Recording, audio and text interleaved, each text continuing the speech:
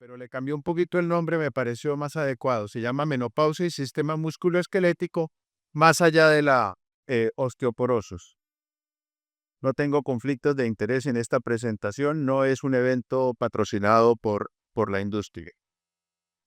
Lo que expongo es obtenido principalmente de este libro que escribimos con Santiago Palacios y de estas guías que escribí para mi país. También de la guía de la Sociedad Norteamericana de Menopausia, que ahora se llama Menopause Society. Los estrógenos ejercen diferentes efectos sobre el cuerpo humano de la mujer. El problema de la menopausia, o no el problema, la situación es que las mujeres no están hechas para vivir tanto tiempo y los hombres.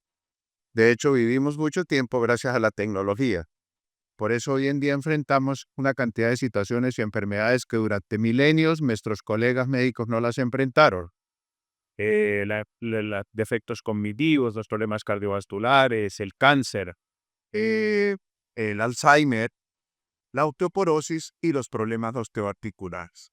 Como son cosas nuevas que tenemos en los últimos 50, 80 años, pues por eso apenas estamos aprendiendo. Quizá nuestros hijos, nuestros nietos o en unos 50 o 100 años, pues otro será la perspectiva de este problema.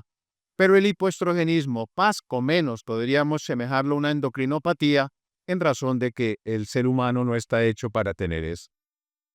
La diapositiva clásica y hermosa de Spiro, pues nos habla de los órganos que principalmente y sistemas que se afectan por el hipoestrogenismo y vemos que él hace énfasis en cuatro: sistema cardiovascular, urovegetal, la mama y el sistema esquelético, que es el que me quiero referir.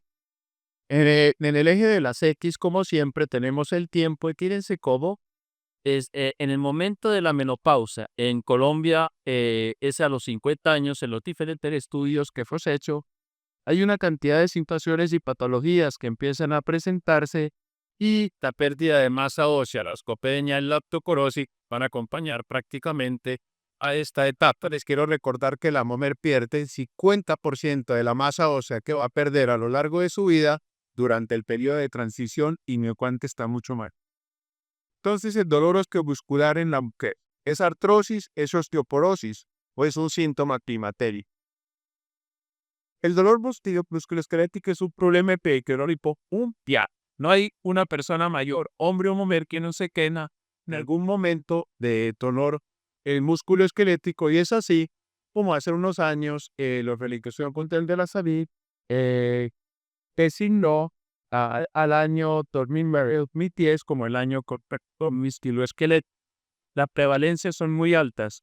Fíjense, por ejemplo, en Alemania un 16% entre las 50 y 60 años sufre colores, en Inglaterra un 10%, en España un 6%, pero yo estoy seguro que en nuestros países es mucho más, como yo la voy a demostrar al presentar un par de cifras del estudio Treadly, que es un estudio tapinometrital.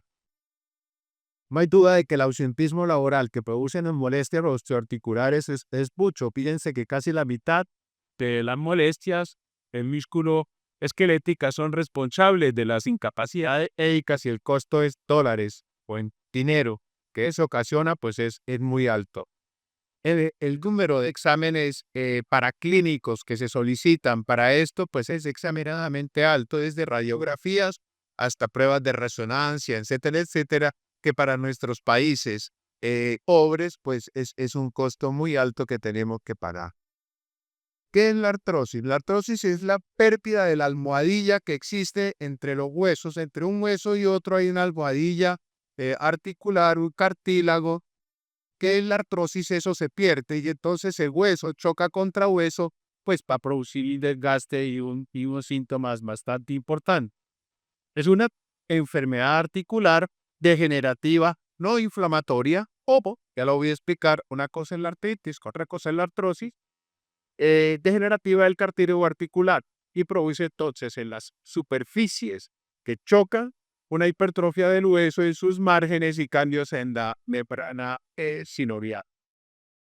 Los factores de riesgo los pueden ver ustedes en la diapositiva: aumento de la edad, historia familiar, la obesidad, y también menopausia precoz, sobre todo si es quirúrgica, diabetes, hipertensión, y desde el punto de vista local de la articulación, La inestabilidad articular, forma articular anormal, el trauma, las actividades físicas especiales también conllevan riesgo de tener artrosis. Y lo que les comentaba, la artrosis clínicamente se debe diferenciar de si es articular o es periarticular. Que la articulación es profundo el dolor y mal localizado. La periarticular es superficial y mal localizado. A la palpación también es distinto como ven en la diapositiva y la modalidad activa o pasiva también puede cambiar. La artrosis en el dolor articular hay que diferenciar el dolor mecánico que les decía del dolor inflamatorio de una artritis. Fíjense cómo la rigidez matutina es más de la artrosis, es menos de la artritis, el dolor con el reposo en la parte mecánica mejora, en el inflamatorio empeora, y en los signos inflamatorios, en la artrosis no hay, en la artritis sí hay. Por supuesto, pueden ir de la mano, pero vale la pena diferenciar. La osteoporosis no duele, esta es una discusión. Si duele la osteoporosis, como tal quizá no duela, duelen ya las consecuencias, pero como tal no. Pero es una discusión. Esta conferencia, entre otras cosas, fue dada en el Congreso Nacional de Ortopedia. Hubo oportunidad de dar esta conferencia a un grupo de ortopedistas, de todos ortopedistas eriatras. Por esa razón, pues es un poco técnica desde el punto de vista de ortopedia, pero me pareció pertinente para este congreso. El 23 de las fracturas vertebrales se asocian a dolor, es decir, 3 de cada 4 está fracturada la columna, pero la paciente no siente ningún dolor, excepto los signos de que pierde estatura y se encorva la paciente por las fracturas de acuñamiento y de aplastamiento. Una mujer de 45 años y consulta al reumatólogo por dolor, ansiedad, dinamia y insomnio, el diagnóstico enseguida que le hacen es fibromialgia. Hay que tener mucho cuidado con esto porque la fibromialgia se está convirtiendo en la caneca de la basura donde echamos todos los problemas osteoarticulares que no hemos estudiado adecuadamente. Por supuesto que existe la fibromialgia, pero ojo con el facilito en el diagnóstico. Entonces tenemos un interrogante. Los cambios hormonales propios de la menopausia están encontrados en la etiopatogenia de los dolores musculares de las mujeres. O sea, ¿duele es por la menopausia? Bueno, les hablaba de Red Lickner y muchísimas publicaciones. Esta es la última de junio del 2025.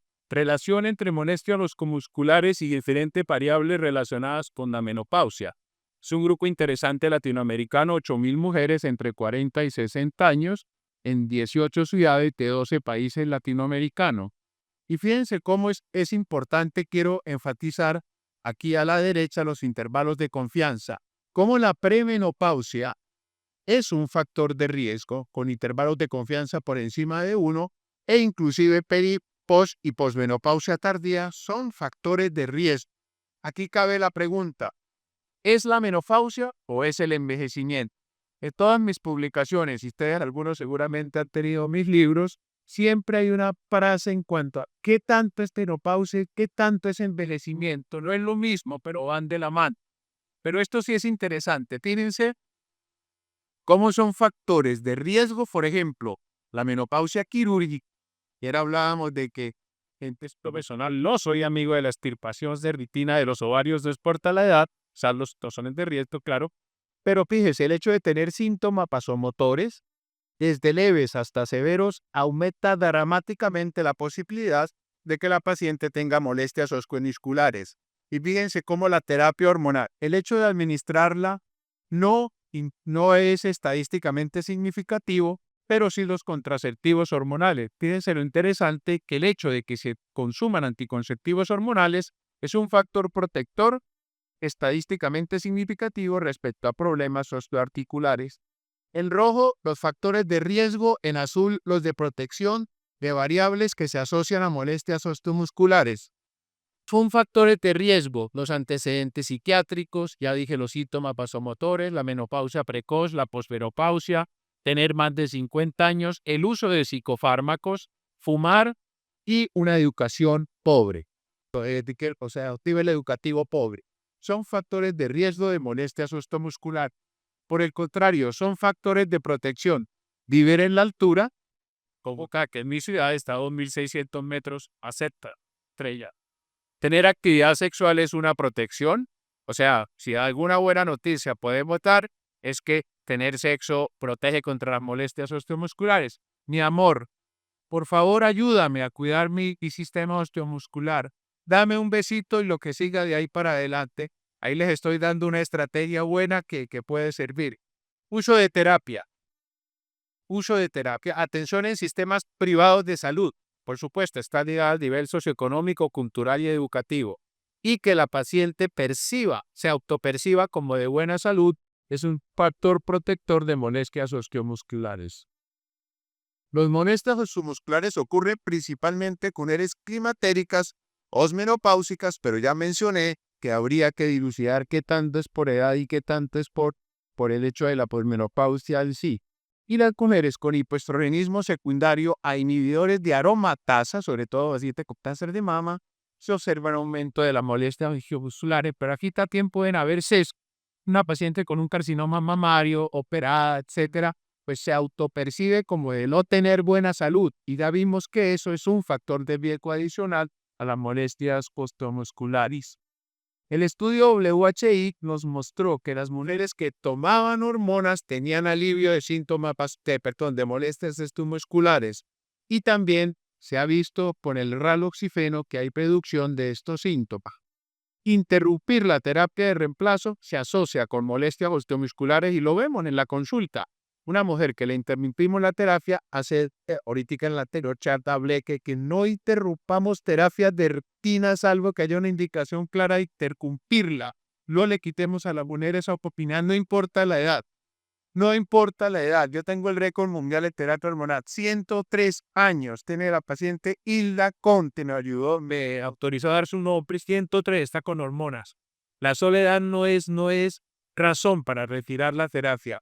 Y aquí hablo de síntomas con este osteomuscular. Fíjense estos estudios del WHI, pacientes con terapia de reemplazo hormonal y artrosis. Las que tenían terapia reemplazo hormonal tenían menos riesgo de tener reemplazos articulares, reemplazo de cadera y reemplazo de otras articulaciones.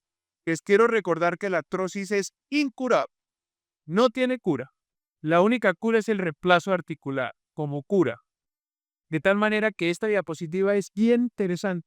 Pacientes del WHI que sufrían de artrosis hubieron menos reemplazos articulares gracias a esta patetización terapia de. Hay que tener en cuenta que todo esto se acompaña también de trastornos de la neurotransmisión. Se ha descartado heterogeneidad inflamatoria y psicosomática de esto, pero sí que ahí vamos niveles de serotonina, dopamina y aumento de glutamato y sustancia P. La serotonina y la adrenalina son esenciales, usted lo sabe, esenciales en la actividad inhibitoria del dolor. El glutamato y la sustancia P en la nocicepción, aquí traigo para recordar qué es la nocicepción. Es el proceso neuronal mediante el cual se procesan los estímulos potencialmente dañinos para los pequeños.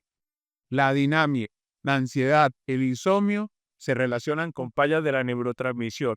Y aquí hay un aspecto muy importante y son los síntomas depresivos. No estoy hablando de depresión como diagnosis, síntomas depresivos que asocia, por supuesto, con este tipo de molestias osteomusculares. Y sabemos que los fármacos enérgicos han demostrado efecto de dolor, fatiga, insomnio en pacientes con fibromialgia que cada vez menos más se le posa.